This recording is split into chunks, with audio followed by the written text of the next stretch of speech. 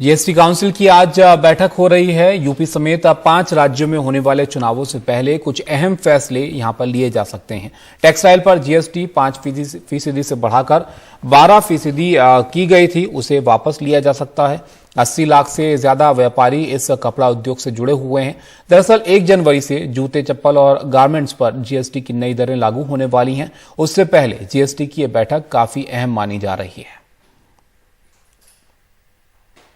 दिल्ली के विज्ञान भवन में आज जीएसटी काउंसिल की जो बैठक है वो शुरू हो चुकी है। सारे ही राज्यों के जो वित्त मंत्री हैं वो विज्ञान भवन में पहुंच चुके हैं और इस जीएसटी काउंसिल में 2-3 बहुत महत्वपूर्ण विषयों पर चर्चा होने की संभावना है। जो रेडीमेड गारमेंट और जो फुटवेयर पर जीएसटी 5% से बढ़ाकर 12% करने का जो प्रस्ताव है उस पर चर्चा होने की संभावना है, क्योंकि कई राज्यों के जो वित्त मंत्री हैं वो इस प्रस्ताव का विरोध कर रहे हैं।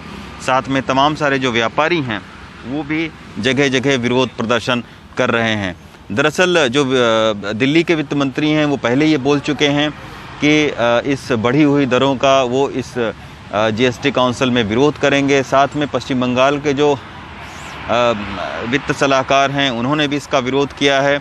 उन्होंने कहा है कि अगर ये जीएसटी की बढ़ी हुई दरें लागू होती हैं तो गारमेंट उद्योग की तकरीबन 1 लाख यूनिट जो छोटी यूनिटें हैं उनके बंद होने का ख़तरा है और तकरीबन 20 लाख से ज़्यादा जो लोगों का रोज़गार है वो जाने का ख़तरा है।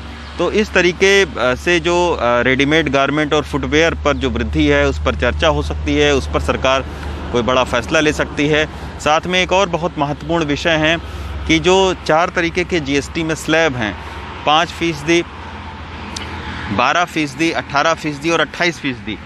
तो जो 12% और 18% का स्लैब है उसको एक करने की भी योजना है। तो देखना होगा कि आखिर जीएसटी काउंसिल की इस बैठक में क्या कुछ निकल कर आता है। लेकिन देश भर के जो रेडीमेड गारमेंट और जो फुटवेयर के व्यापारी हैं उनकी निगाहें इस जीएसटी काउंसिल की बैठक पर लगी हैं कि हो सकता है इस वृद्धि को जो सरकार है वो वापस ले ले। दिल्ली के विज्ञान भवन से रवीश रंजन शुक्ला, एनडीटीवी इंडिया।